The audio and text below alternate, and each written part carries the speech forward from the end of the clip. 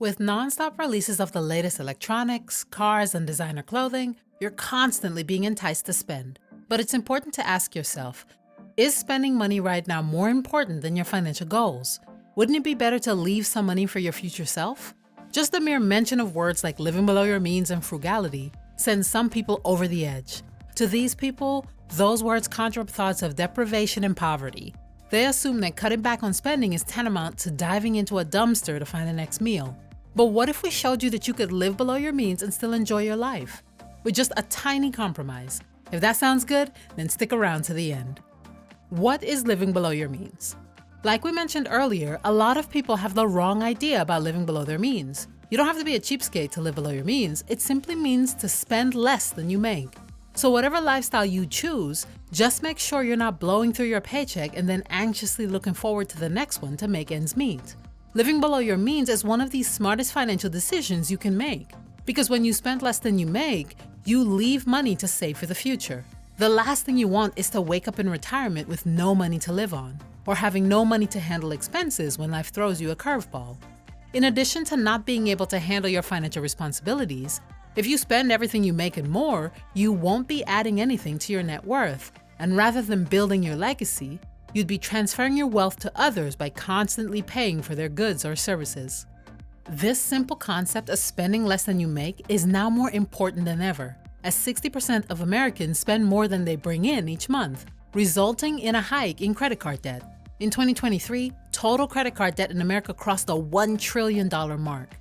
A good rule of thumb for not spending more than you make is to live on at least 15% less than what you earn.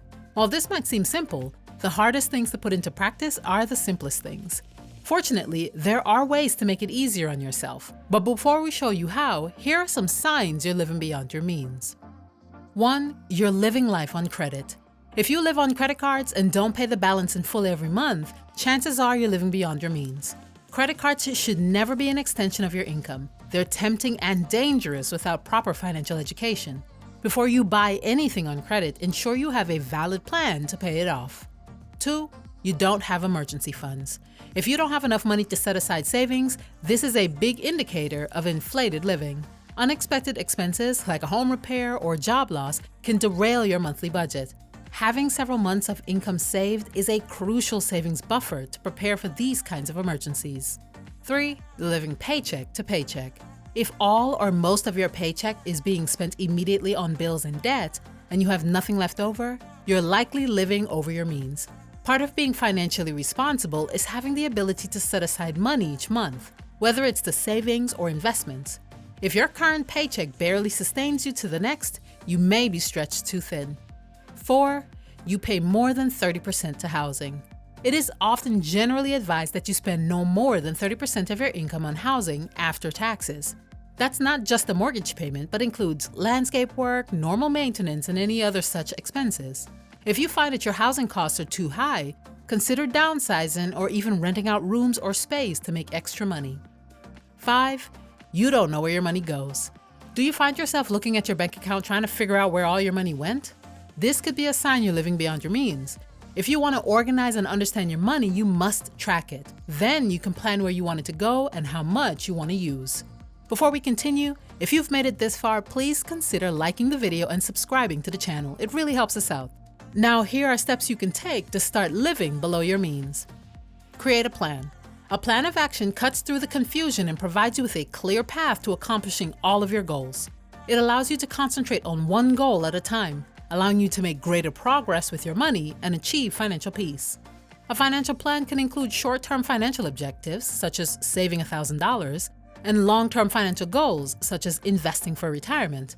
Setting goals in all areas of your life is important, but having a clear financial plan allows you to literally put your money where your goal is. Make a budget.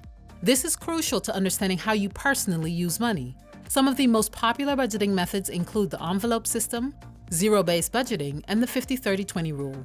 The important thing here is to use a budgeting method that suits you best and that you can consistently stick to. Pay yourself first. While it may be tempting to miss savings or merely save what is left at the end of each month, doing so may not help you achieve your financial goals. By the time monthly bills and everyday expenses are paid, it can be hard to find extra money for savings. Automatically moving a percentage of your monthly income into a retirement, savings, or other account is your best shot at helping you meet your financial objectives. Buy used cars. Do you really need that brand new car that loses 10% of its value as soon as you drive it off the lot and has a monthly payment of $500? Monthly payments cause problems for everyone except the banks. Used cars can be an excellent investment because you're not paying for that initial depreciation. Think of it this way. Would you rather pay $40,000 for a new car or $20,000 for a used car and have an extra $20,000 to put towards something else, like paying off credit cards, a home improvement project, fully funding your emergency savings, or 10 nice vacations over the next 6 years? Think of the difference in cost for this major purchase decision and ask yourself, what else could you do with the money saved? Downsize your home. After cars and groceries, the size of your home is the next single biggest expense you have. And if you're serious about cutting back to live below your means, cutting down on this expense is something you should consider. If necessary, downsize to a smaller home and sell stuff you no longer need to get extra money. Less stuff, less stress. When you decide to weigh your needs against your wants, you begin to live within your means by being cost-effective with your spending. Remember, it's generally advised that you limit your housing payments to 30% of your after-tax income. Cut out unnecessary expenses. Eliminating non-essential spending frees up funds for activities you genuinely like. Make a list of things you value in life. Then carefully examine your most recent financial statements. Are your purchases consistent with your values? Imposing a waiting time on yourself is one way to avoid wasteful purchases. You could wait 24 to 48 hours before making a purchase. You might be shocked at how much money you can save simply by not giving in to immediate purchases. Find a way to earn more money. There's only so much you could cut back. So once you've done as much of that as you can, then you need to find ways to increase your income. Consider a side hustle, renting a room, walking dogs, literally anything that you can do on your own time to help you bring in more money. This is the other side of living below your means. Spend less, earn more.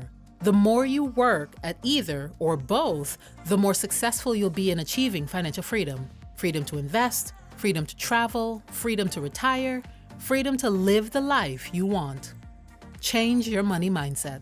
This is easier said than done. But if you work hard to get yourself out of debt and still think the same old way, you'll simply find yourself back in the same old situations. Successful money management is all about mindset. This is your money, and you must understand how to spend it wisely. So take time to figure out how you feel about money and why you think and spend the way that you do. These are just a few actions you can take right now to start living below your means, but they will go a long way in helping you align your life to your money goals. But we'd love to hear from you. What other strategies have you used to live below your means? Thanks so much for watching. If you enjoyed this content, share it with a friend, and we'll see you in the next one.